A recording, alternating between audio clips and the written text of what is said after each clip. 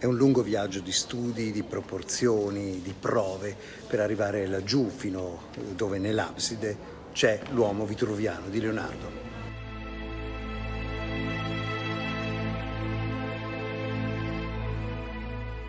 Il percorso verso una delle icone del mondo d'Occidente, fragile come la carta ma immensa come il sapere, è stato lungo anche per lo stesso Leonardo. L'uomo vitruviano, conservato nei caveau delle gallerie, è infatti il culmine di tanti studi, tante sudate carte da parte del maestro, e alla fine compare laggiù, luce nel buio delle cose ancora da conoscere, svelato per qualche mese nell'abside di quella che fu la Chiesa della Carità. È diventato ai giorni nostri un'icona del nostro tempo, addirittura un simbolo della cultura occidentale. Perché?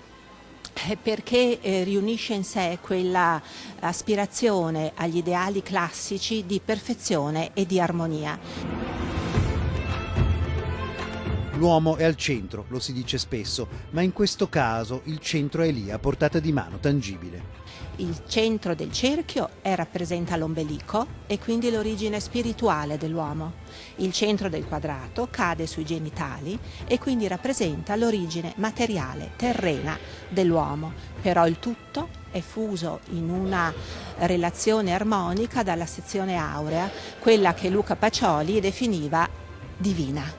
Soffermiamoci sul piede, è in una posizione naturale, scelta ovviamente voluta da Leonardo perché quel piede è la misura di tutto.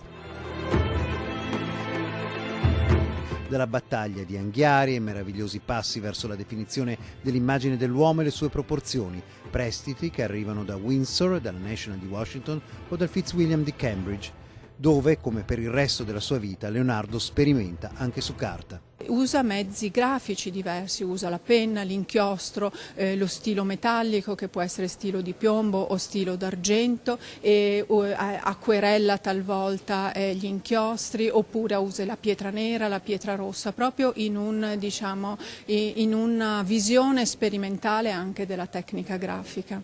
L'uomo vitruviano, come le altre carte di Leonardo, può vedere la luce solo almeno dopo 5 anni. Per poche settimane la luce è sua nemica, ma nel contempo svela la misura dell'uomo ogni tanto quando sappiamo accorgercene.